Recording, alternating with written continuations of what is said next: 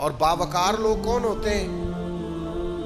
کم گفتگو کرنا، جو اللہ نے گھر دیا اس پہ راضی رہنا۔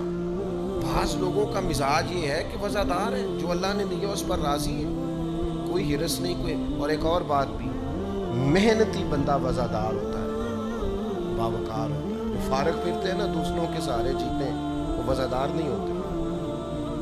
محنت کرنے والا، مشقت کرنے والا آدمی وہ باوقار ہوتا ہے۔ آپ یہ انداز دیکھیے نا، نبی کریم صلی اللہ تعالی علیہ وسلم ہمیشہ سادہ لباس پہنتے تھے، سادہ غذا کھاتے تھے، زمین پر بیٹھنا پسند کرتے تھے، معاف کرنا سرکار کا مبارک طریقہ تھا، لیکن وقار اتنا زیادہ تھا کہ صحابہ فرماتے ہیں کہ روب اتنا تھا سرکار کا کہ جو اچانک دیکھتا تھا نا وہ مرعوب ہو جاتا تھا، اس پر روب طاری ہو جاتا۔ لوگ اچانک دیکھتے تو کانپنے لگتے۔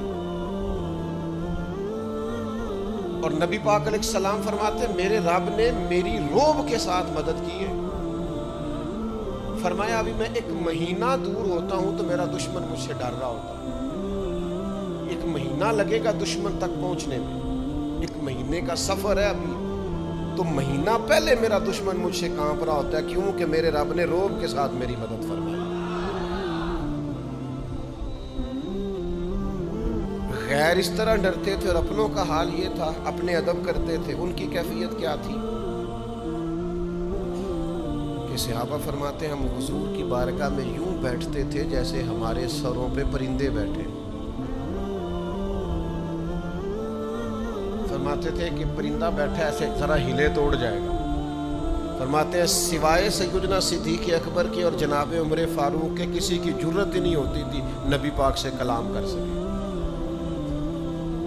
خود مولا علی شیر خدا جو پلے ہی آغوش نبوت میں ہے، جو رہے ہی کاشونہ نور میں ہے، حضرت مولا علی رضی اللہ تعالیٰ عنہ فرماتے ہیں مجھے نبی پاک سے کوئی سوال کرنا ہوتا تھا نا، حالانکہ سرکار تو بیٹھے ہیں مسجد شریف میں، بالکل عام زمین پہ چٹائی پہ تشریف فرمائے، تو فرماتے مجھے کوئی سوال کرنا ہوتا تھا تو مہینوں لگ جاتے تھے، میں نبی پاک سے پوچھتا نہیں تھا، مجھے حیا آتی تھی، روب طاری ہوتا تھا، میں حضور سے پوچھوں۔